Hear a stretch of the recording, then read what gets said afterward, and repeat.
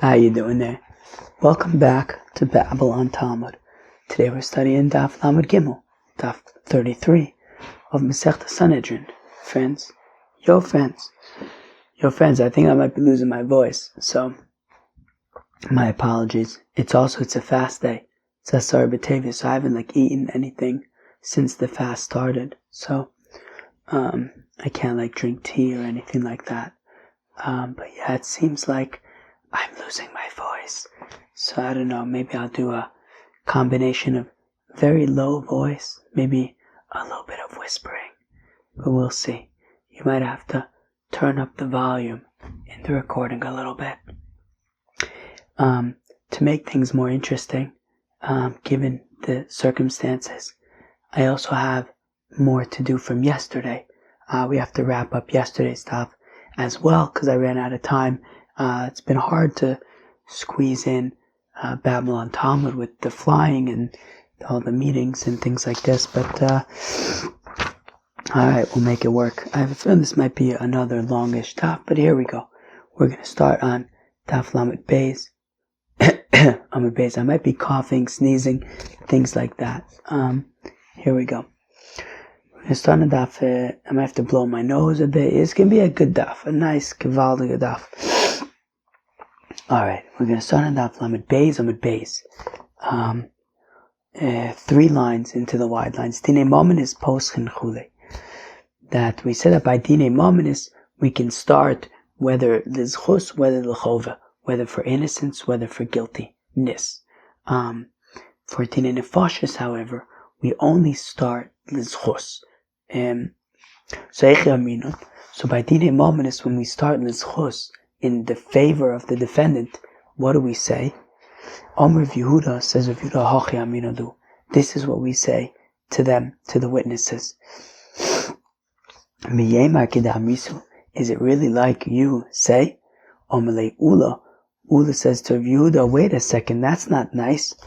You're basically, I don't know, how do you say chasminanu? To chasom is to block. You're blocking them.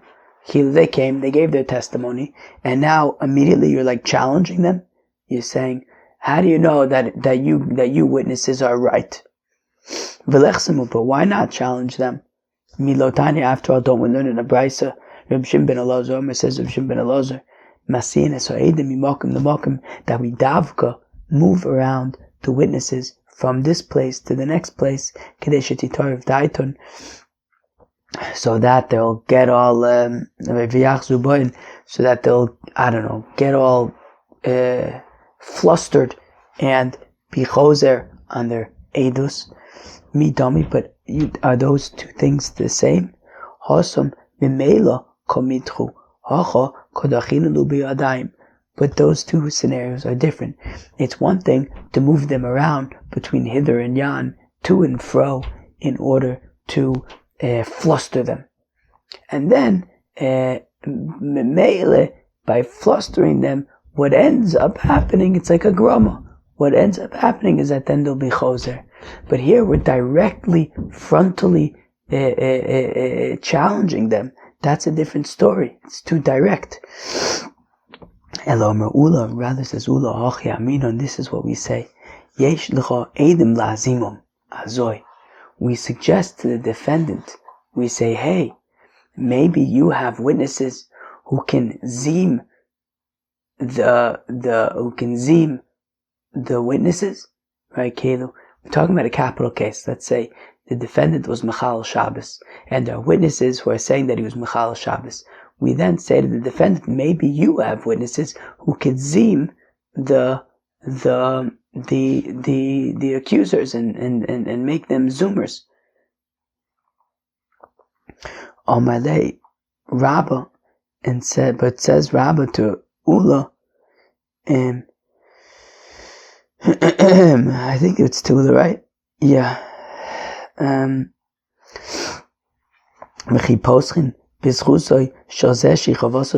wait 1 second.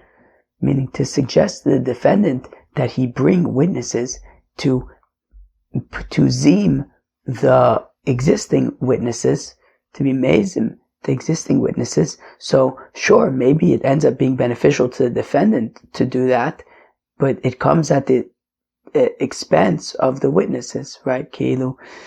The whole point of poslim b'zchus by a capital case is in order to avoid capital punishment, but by suggesting that he zim the existing witnesses, then we're going to kill them. So we're not really avoiding any killing by suggesting that the defendant zim the existing witnesses. So mi avi chovaso, but affecting my, well, actually, if you actually, technically speaking, ziming the witnesses at this stage would not get them killed. Meaning, if there are witnesses who are coming who come and testify that the defendant was Mechal Shabbos and is Chayiv Skila, if we now suggest to the defendant, why don't you bring witnesses to zim the other witnesses, we wouldn't actually kill them yet at this stage, since there was not yet any verdict against the defendant. That's why we learn in the Mishnah in Edim Zomimin Neirogin that we don't kill the zimers, we don't kill the zoomers ad sheyigomer adin, until after the verdict. Kilu, if there's a verdict and then zimers come and zim the existing witnesses, so then those the initial witnesses were actually going to be killing, based on their testimony, killing the defendant. If at that point they become zoomers, so then we kill them, because we were actually about to kill the defendant. But prior to the verdict, we weren't actually yet going to kill the defendant. There was not yet any verdict, so we would not kill the zoomers. So therefore, the argument to say, hey, how can we suggest to the defendant that he bring witnesses to zim the existing witnesses, and we're saying, but how can you do that? You're going to save him by killing him? No, actually, the zoomers would not yet be killed, since there isn't yet a verdict. So the Gemara answers, yeah, but still, ilu shosek hai admigamer dine. Yes, but if the defendant keeps quiet, okay, we suggest to the defendant, maybe you have witnesses to zim the existing witnesses, and if he keeps quiet, if he keeps quiet until after the verdict, and then he strikes, and at that point he brings witnesses, and he zims the existing witnesses, well then he would we would be saving the defendant by killing the existing witnesses. So Elo Amarab rather says Rabba Aminon, we say to the defendant, maybe yesh lecha edim la'akchishon. Maybe we don't suggest that he has zimers, because then that can lead to a scenario where we save him but kill the existing witnesses. But rather we suggest to the defendant, maybe you have witnesses who can contradict the existing witnesses, meaning the existing witnesses are testifying that the defendant killed somebody, but maybe we suggest to the defendant that maybe he has witnesses who can testify that this person who was killed was still alive after the point that the defendant allegedly killed him, right? So meaning, if these witnesses are saying that the defendant killed somebody on Sunday, but we have witnesses who say that on Monday we saw he was still alive, so then clearly the defendant did not kill him on Sunday. It was so then that's not Edim Zomimim. They didn't say Imano Yisem Makom Ploni, but they simply testified to the fact that clearly the testimony is false. They're testifying he killed on Sunday, but these other witnesses are saying he was still alive on Monday. So in that case, it's not Edim Zomimim. They're not going to kill the original witnesses, but we will throw out the testimony and save the defendant. Rav Kahana says that the way that we are posken b'zchus is midivrechem nizdake ploni. Is that we? Excuse me, I need to sneeze. Says Rav Kahana that the judges start the case by saying, well, we heard the testimony of the witnesses, and it seems like there's a good chance that actually the defendant will be innocent. Can we start on that note? Abai Rava say, we say to the defendant, look, if you didn't kill anybody, you have nothing to be worried about. Ravashi Omer says, Ravashi,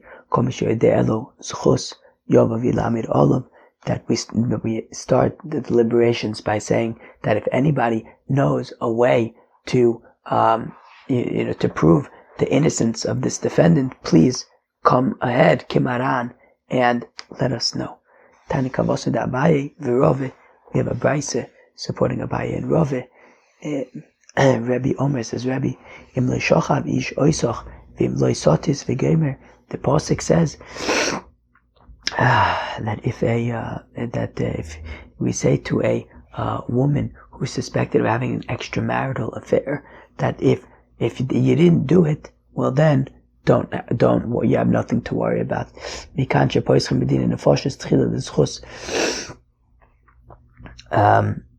So we see from here that we open up Din Nefashis cases in a positive note, that we say, look, if you didn't do it, you have nothing to worry about.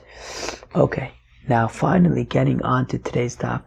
This is why I did not record this bit that we just learned yesterday, because I knew it would take some time. It took 12 minutes. I knew it would take some time, and I had to leave yesterday, but that means that I had to do it just now without a voice. So it was okay, what can I tell you? Alright, so now we're really starting today's daf Lamed Gimel Amud Aleph. Here we go. Dine Mominis Machzirin V'chulei Azoi. So we say that by Dine Mominis we can always provide new evidence, and by providing new evidence, Bezdin will re-adjourn. Wait, adjourn, is that like they will come together again? Bezdin will reconvene and look at the new evidence. Okay? But we have a contradiction. Donis Adin, Sataka, this daf I learned in the airport and on the airplane. And Taka, part of this daf, I have to sneeze again, 1 second. And Dafka, part of this daf, I did Chazorah on the New York City subway. So this daf really, I learned and Chazard while in transit. I just had to sneeze again and blow my nose. Where are we? Alright, so anyways, this daf was really a product of transportation. And we have a contradiction. Donis Adin, Zika is Achayev. We saw this brisa earlier on Davov, that if one judged a case, Zika is Achayev, and made a mistake, he pronounced innocent he who was guilty, Chiev is Azakai, or said was guilty he who was really innocent, Timi Esator, Tiri Esatome. He said that which is Tahor is Tameh. He said that which is Tameh is Tahor. Masha Asa Asui. Well, that which he has done is done. Vishalem Mibeso, and he has to pay from his house. So we see in this brisa that which Masha Asa Asui, the verdict is done. Keilu, our Mishnah says, Machzirin ben l'schus ben l'chov. Our Mishnah says that by dinim ominous, if there's a mistake, or if there's new evidence, so then we reconvene the court, we appeal. But in this brisa we're saying, Masha Asa Asui, what the Bezdin did is done. And if he needs to, he'll have to pay out of his own, the judge will have to pay out of his own pocket. But we don't reopen the case. So I don't understand. Our Mishnah says we do reopen the case, but the brisa says we don't reopen the case. Rav Yosef says, Rav Yosef Lokasha, it's no problem. And we're going to have different answers to this question throughout, for the remainder of the Amud, of the first Amud. Rav Yosef says, Rav Yosef Lokasha, it's no problem. Kan b'mumche, kan b'she'enu mumche. Aha. It depends if the judge is an expert or not. If he's an expert, well then, let's start from the other way around. If he's not an expert, so then, so let's say it was between Shimon and Reuven. Shimon lent Reuven $1,000, and Shimon's claiming the $1,000 from Reuven. So let's say this judge rules that Reuven needs to pay Shimon $1,000. Then he made a mistake. Okay. So now what happens, right? So he ruled that Reuven needs to pay Shimon $1,000. So Reuven paid Shimon $1,000. He made a mistake. So now the thing is, if he says to Shimon, you have to give the $1,000 back to Reuven, Shimon's going to say to him, hey, you're not an expert. I think that you ruled correctly the first time. How do you know that now your new ruling is right? Maybe your first ruling was right. So Kilu, if he's not an expert, he doesn't really have the authority to be able to say to Shimon, give the money back to Reuven. Because Shimon's going to say, what do you mean? How do I know that you're right this time? Why should I assume that you're right this time more so than the first time? No, I'm keeping the money. But if the judge is an expert, well, then he has the authority to say, hey, there was a mistake here. Really, Reuven didn't need to pay. Give the money back. Okay, so therefore, if he's an expert, so our mission is talking about a expert, and therefore we can reopen the case. The Brisa, though, is talking about a non-expert, and since he's a non-expert, so we say Masha Asui, that which he did is done, and if need be, the judge needs to pay out of his own pocket. Where am I? So but wait, is that really true? That if the judge is a mumche, so then we reopen the case? But the Seifa of the Brisa says, but if he's a mumche, then he doesn't have to pay. Meaning, Masha Asa Asui, that which he paskined is done. And now it depends. If he's not a mumche, then he has to pay out of pocket. If he is a mumche, then he doesn't have to pay out of pocket. But Masha Asa Asui, that which he did is done. So why is Rav Yosef saying that the distinction is whether he's a mumche or not? It would seem from the Brisa that regardless of if he's a mumche, Masha Asa Asui, the difference between a mumche and non-mumche is simply, does he have to pay out of pocket? A non-mumche would have to pay out of pocket. A mumche wouldn't. Amr of Nachman says, of Nachman, look, it depends. When we say that, okay, so we say that if he's a mumche, we'll reopen the case, but the Brisa says if he's a mumche, Masha Asa Asui, and he doesn't have to pay, so it depends. If there's a greater bezdin than this, or if there's an even better bezdin, so then machzirin. So then we'll go back and appeal the case to the better bezdin. But if there's no better bezdin, so then Masha Asa Asui, that which he did is done, but because he's a mumche, he doesn't have to pay out of pocket. Rav Sheshes says Rav Sheshes, as we saw earlier in the Masechta, that there's a distinction between Dvar Mishnah and Shikul Adas, right? An objective mistake, a Dvar Mishnah, something that's written meforish in a Mishnah, and Shikul Adas, as we're going to explain, as we've explained before in that Vav, and as we're going to explain again now, Shikul Adas is more subjective. So when it's objective, we reopen the case and we say, look, there was an objective mistake. We need to make changes. But if it was a subjective mistake, well then Masha Asa Asui, then that which he did is done. So again, kan shetah b'dvar mishnah, kan shetah b'shikul adas. To Amr of Sheshes, Amr of Asi, says of Sheshes and Amr of Asi, tah b'dvar mishnah choser, that if the mistake is with a dvar mishnah, something objective, so then we reopen the case. Tah b'shikul adas, if the mistake is subjective, eino choser, then we do not reopen the case. If it's subjective, then we do not reopen the case, and we say Masha Asa Asui. Ravina le Ravashi. So says Ravina to Ravashi, Afilu Ta Prabchiv Raboshaya. When we say Ta b'dvar Mishnah, when we say Ta b'dvar Mishnah, does that literally need to be Mishnayis from Rabbi Yehuda and Ossi? What about Prabchiv Raboshaya, the Tosefta? What if the mistake was against a meforish Tosefta? Omelein. So Rashi says, yes, this includes even a Tosefta. I feel with Rav Shmuel, even Rav Shmuel, right? I assume this means Rav Shmuel Damar Tavayu, Kilu. I assume that if there's a halacha that comes jointly from Rav and Shmuel, and then he paskins against that, would it be considered Torah B'Dvar Mishnah? Omerle in, Rav says, yes. I feel B'Didi V'Didoch. Ravina asks Rav Ashi, what if we have a halacha and he paskins against that? Omerle Atu Onon, Katle Koni Ba'adma Onon. So Rav says to Ravina, what are we? Chopped liver? Are we just reed cutters in the swamp? Of course. If we also have a psak halacha and he paskins against that, that would also be Torah B'Dvar Mishnah. Echidami shikol adas. Okay, and what's this kind of subjective mistake? Where a papa says a papa could go, and for example, trei tanoi or trei amoroi, two tanoim or two amoroim, the pligi adodi, that there's a machlokes between them. And the halacha is not clear whether it's like this opinion or that opinion, but and the judge paskin like one of the opinions, but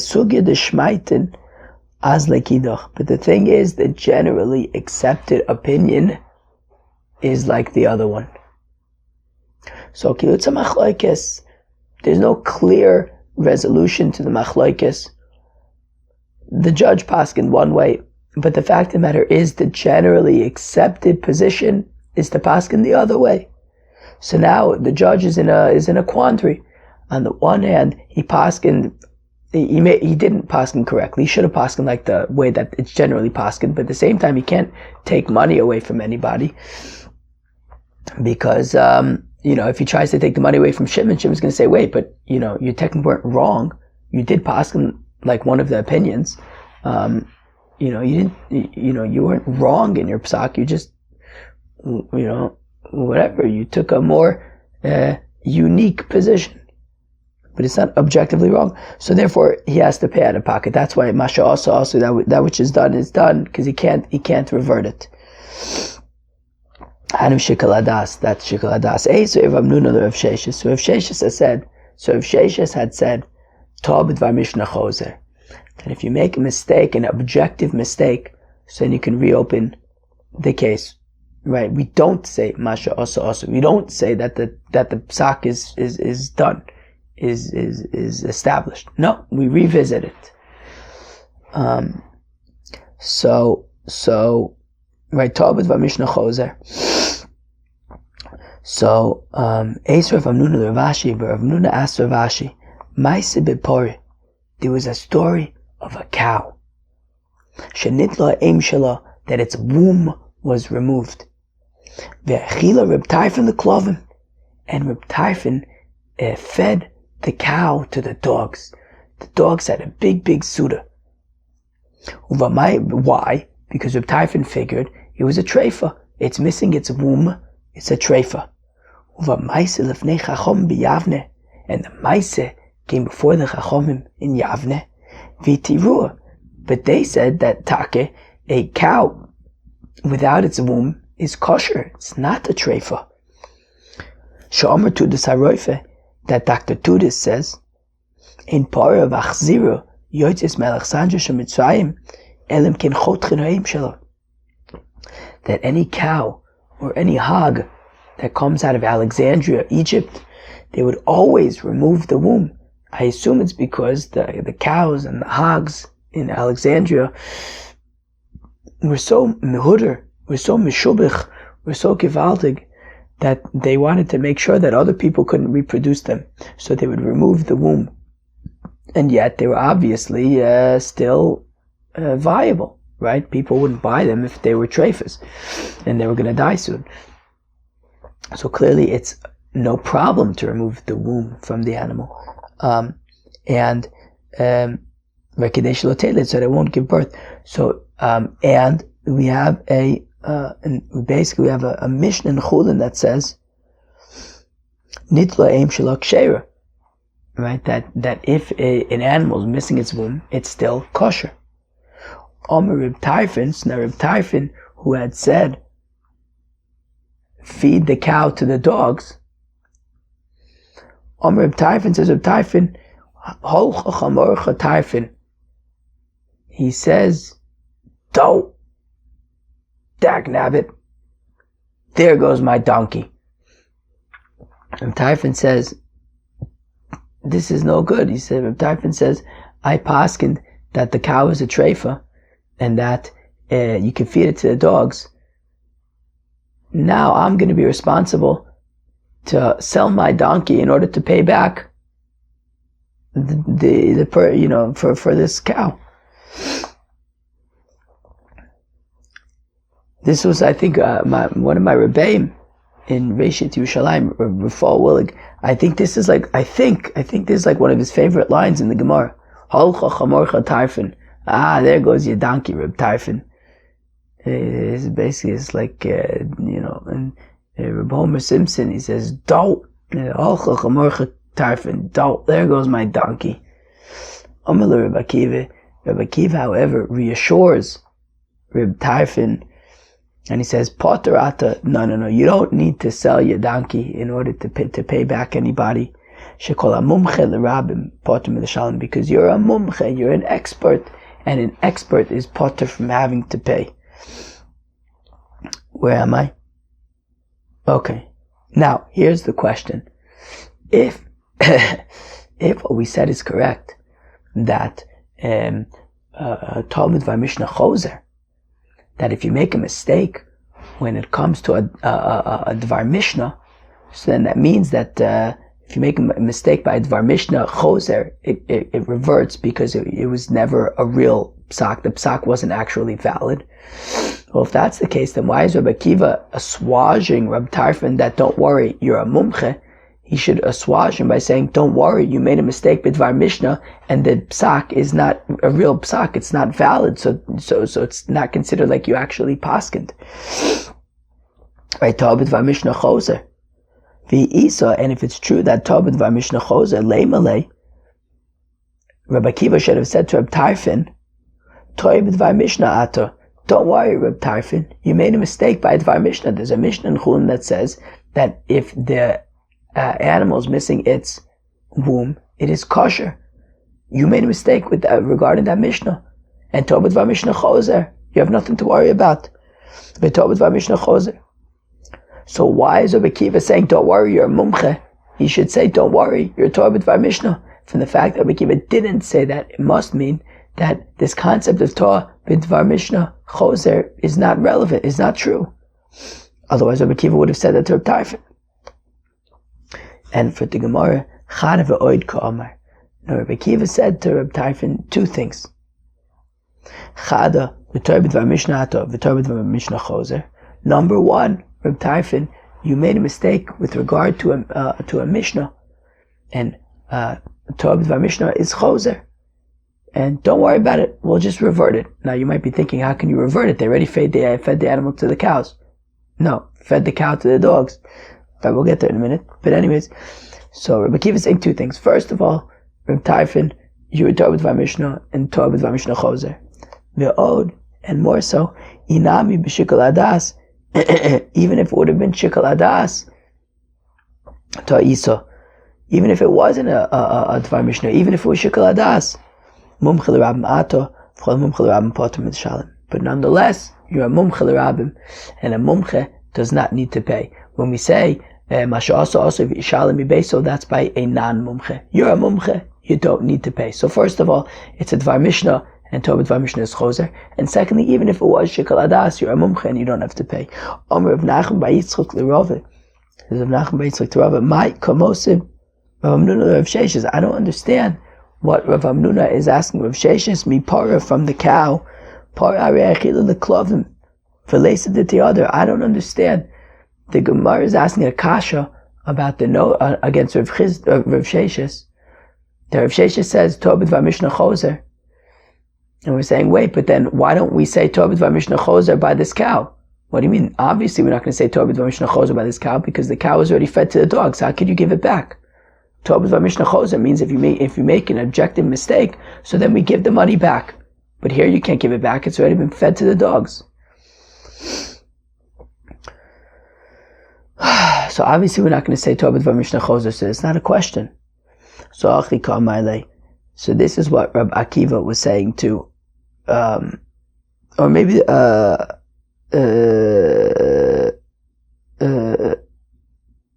wow, my brain is like stopping to work. Combination of so many things. Jet lag, not sleeping, sick, cold. Oh my gosh. Anyways, this is what, I can't remember what, I think maybe this is what Rav Hamnuna is saying. This is what he's saying to Rav Sheshes. So I understand if we say Torah B'Dvar Mishnah is not choser, well, Alma kom dina. Well, if we say Torah B'Dvar Mishnah eino choser, meaning the verdict stands, that is hainu de kamafchid Rav Tarfon. That's why Rav Tarfon was getting concerned, because he figured, I know that I'm Torah B'Dvar Mishnah, but I'm still concerned that I'll have to pay. The Karmelei, Iu, and Rabbi Akiva responds, and he says, no, mumche lebezdin ata, you're a mumche lebezdin, but the patum l'sham, you don't have to pay. So if you say, Torah B'Dvar Mishnah eino choser, i.e. Torah B'Dvar Mishnah is a valid psak, that's why Rabbi Tarfon got concerned that he was going to have to pay it back. Rabbi Akiva says, don't worry about it, you're a mumche. But if you say Torah B'Dvar Mishnah choser, then in principle, if you make an objective mistake, it can be reverted, then that means that the verdict was not actually valid. Leimalei. Well then, Rabbi Akiva should have said, "Came the ilu avoy para din cholav dina v'loklam avadit." That since if the cow would not have been fed to the dogs and was still here, well then your verdict would be invalid, and we would give the cow back. So we would say that it's kosher. So ashtanami lo klum avadit. So now that you fed it to dogs, it also doesn't make a difference, because you still don't have to pay for it, because the only reason why you would think you'd have to pay for it is because the psak stands, but the psak doesn't stand. The psak is not a valid psak. If the cow is alive, it would revert.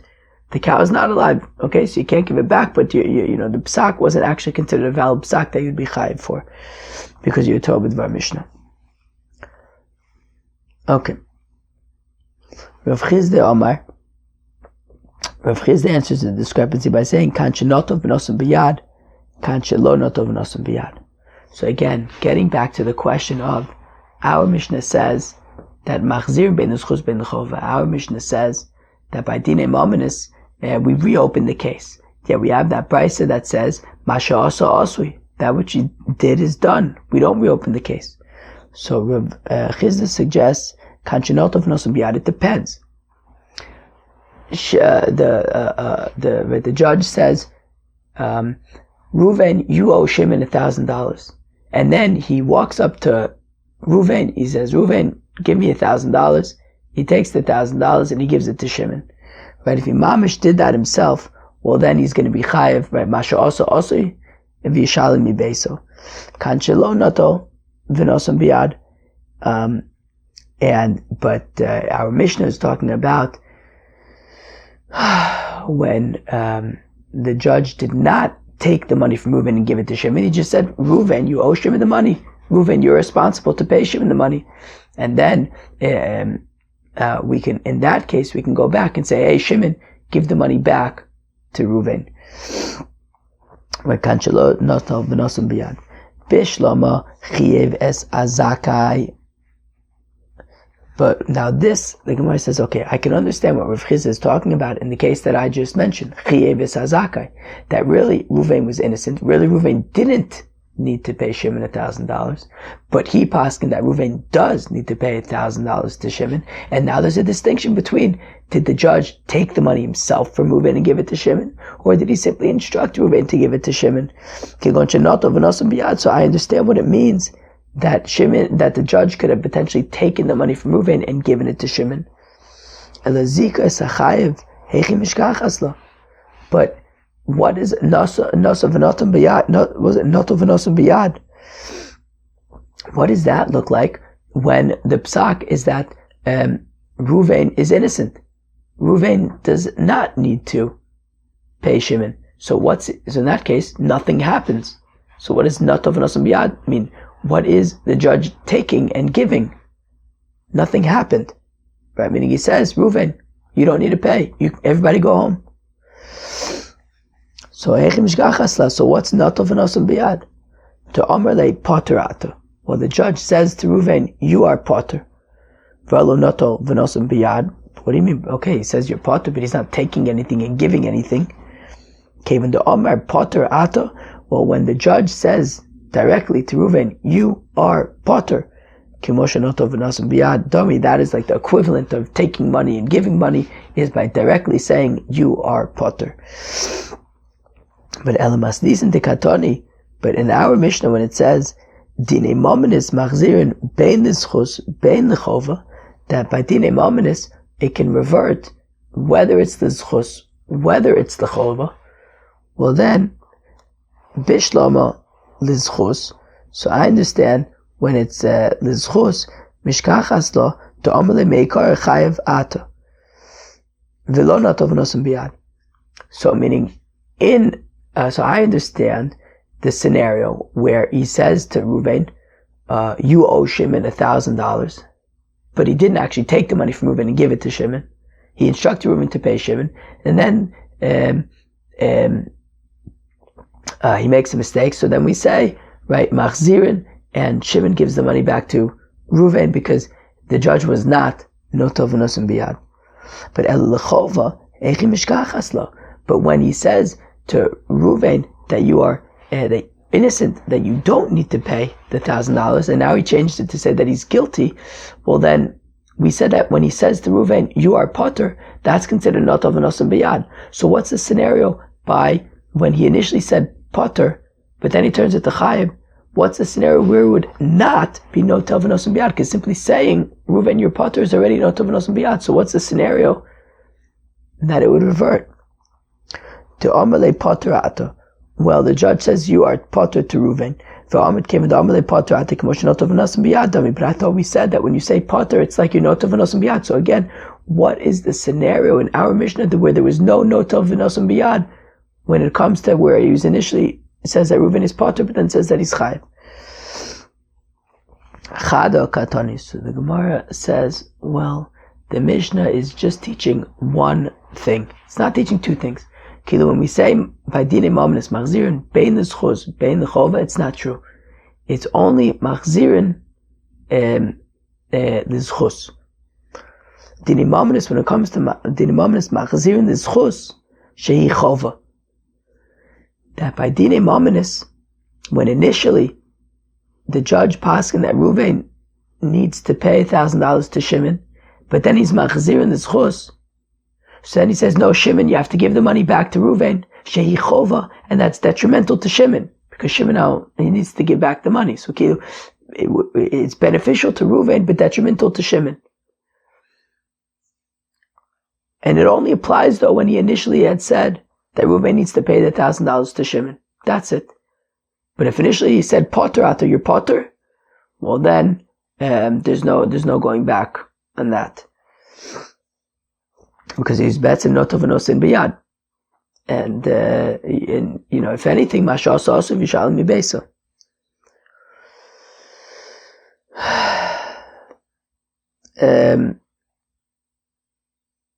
Okay. Is that relevant? Did I just get that right? I don't know. My brain is like not working. But anyways, but our Mishnah is always talking about when initially he said guilty, and now he's changing it to innocent. But now when he initially said innocent, then he's changing it to guilty. Fine. Because when he initially said guilty and that Reuven has to pay to Shimon $1,000, we can now revert, and Shimon pays the money back to Reuven, which is beneficial to Reuven, but detrimental to Shimon. Now, the Kavasa got Medina Nefashis. Now, by Dina Nefashis, we said there's a difference, right? Meaning, by Dina Mominis, we said Machzirin bein l'schus bein l'chova, but Dina Nefashis is different. Machzirin l'schus ve'ein Machzirin l'chova. So now, the Kavasa got Dina Nefashis, and by Dina Nefashis, we'll say Machzirin l'schus ve'ein Machzirin l'chova, that when we say by Dina Nefashis, that there's a distinction there. And we say Machzirin l'schus ve'ein Machzirin l'chova, what it means is Machzirin l'schus chus kreidosa. By Dina Nefashos, we're only going to undo the psak when it's a pure zchus, of pure benefit to the defendant. But we would not revert when it's beneficial for the defendant but at somebody else's expense, right? Again, meaning when it came to dinim ominous, we said that we'd be machzir in the zchus shehi chova. Initially, we said, Reuven, you have to pay Shimon $1,000, but we could undo that to say, no, Shimon, give the $1,000 back to Reuven. That's beneficial to Reuven. It's detrimental to Shimon. However, by din and nefashos, we would not say that. What does it mean we would not say that? Well, for example, okay, as we're about to see in the Gemara, but I'll say it now. It's complicated enough. I'll just say it now. For example, a murder case, right? You have a defendant that apparently murdered somebody. So if initially we said that he's guilty, we would not revert that to say innocent, because while it would be beneficial to the defendant, it would be detrimental to the family, to the bereaved family. So by dinim mominus, we say, Shimon, give the $1,000 back to Reuven. It's beneficial to Reuven, but detrimental to Shimon. We would not, however, have by din and nefashos, and this is the distinction between dinim mominus and din and nefashos.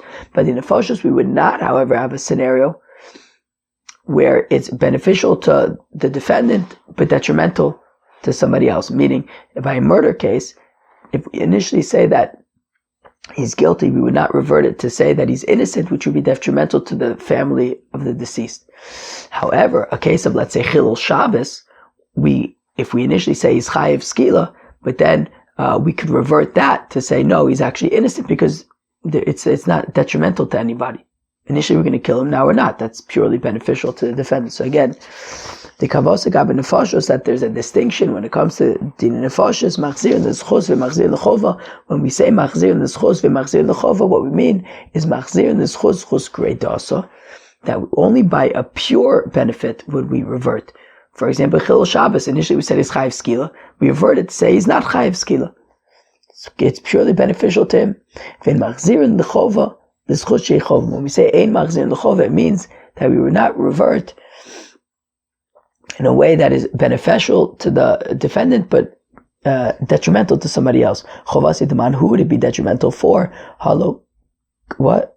Where am I? Sheichova. Chovas itaman, halo kasha, chovas itagoyel adam.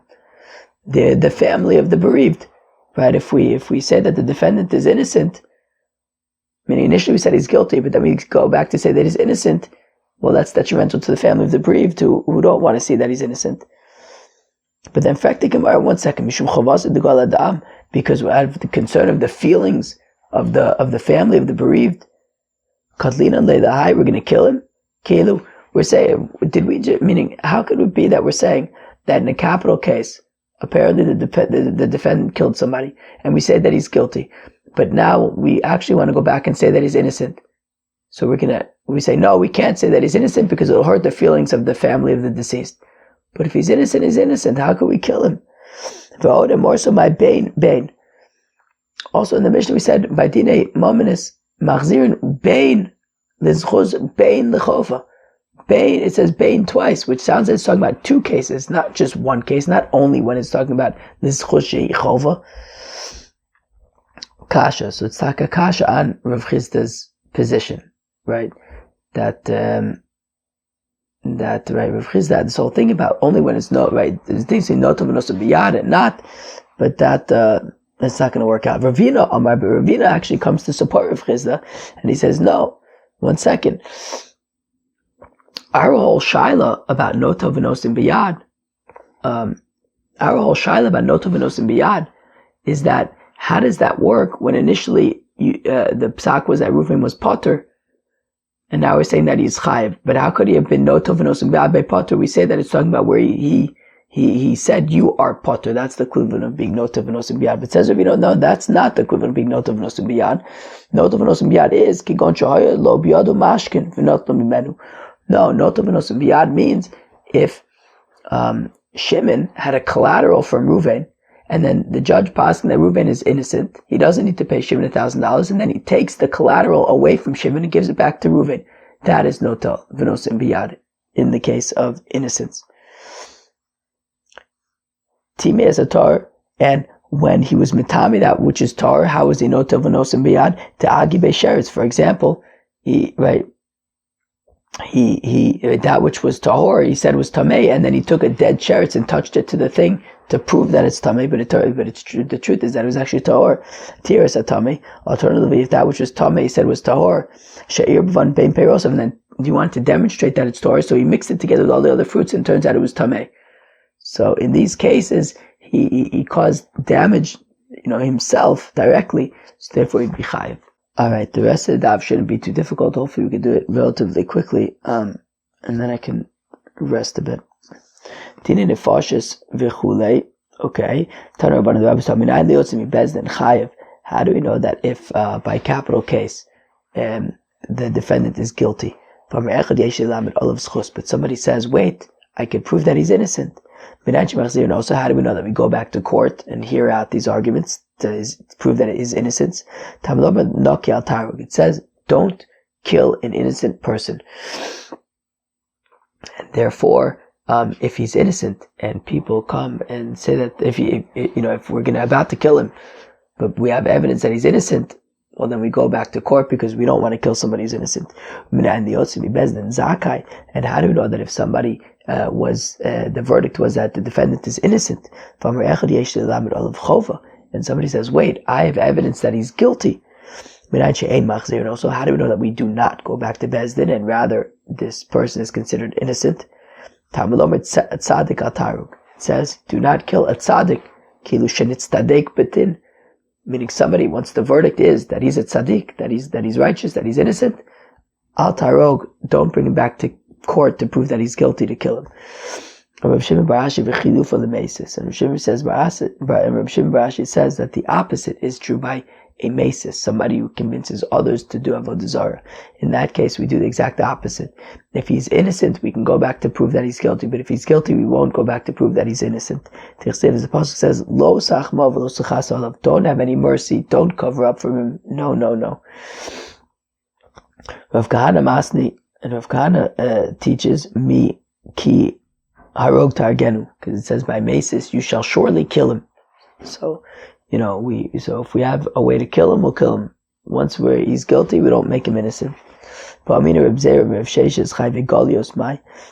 asked Reb Sheshes, what about by cases of when you kill somebody b'shogeg? So do we have the same? Do we compare that to Dini Nefash's case? When you have to go to Ir Miklat, do we compare that to Dini Nefash's case? That machzir in the schus vein machzir in the chova, or Dini Mamnis that machzir in the schus bein the chova? Asir Wotzeach. Well, it says Wotzeach by Ir Miklat, and it says Wotzeach by Dini Nefashis, and therefore we treat it like Dini Nefashis. Chayve Malkias, what about by Malkis? Asir Rasha. It says Rasha by Dini Nefashis as well as by Malkis, so we compare it to Dini Nefashis. Tanam Yachi, we also learn a brayz like this, Chayve Golios, Minayin Asir Wotzeach, Chayve Malkis, Minayin Asir Rasha. That by Golios we have the Gzeir Shava Wotzeach, by Malkis we have the Gzeir Shava Rasha, V'machzir in the Chova. Rabbi Chia Bar Abba, Rabbi Yochanan, V'ushatah b'davar she'en atzidukin modin bo, Avatah b'davar she'en atzidukin modin bo, Zil Kri Bei Ravu. So when we say that by capital cases, right, a machzir in the chova, that by capital cases, if he was, the verdict was he was innocent, we do not go back to say that he's guilty. It depends what the mistake was. If the mistake was by something in the chumash, something that he should have known from the time that he was a little boy in cheder, well then we would go back. But if it was something from like Torah Shabbal Peh, then we would not go back. That is when he made a mistake. We don't go back to court if the mistake was in something that the tzedukim don't recognize. Tzedukim, of course, only pay attention, only care about Torah Shebichsav, only care about the Chumash. They don't care about Torah Shabbal Peh. They don't care about, what the Mishnayos and the Amoraim. So if there was a mistake in something that the tzedukim don't recognize, i.e. Torah Shabbal Peh, so then ein ochozer. But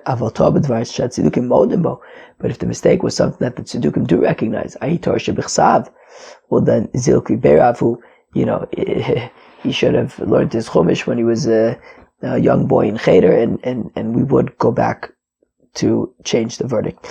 What if he made a mistake by no eif and no efes, by inappropriate relations? would we go back or not? Would that be considered, davar she'atztukim modin bo? Omar le. So Rabbi Yochanan responds, Adimoktach yakid, when your fire is lit, zil kots krach mitzli, why don't you go get a gourd and cook it? Meaning, so long as there's a fire, you may as well cook a gourd.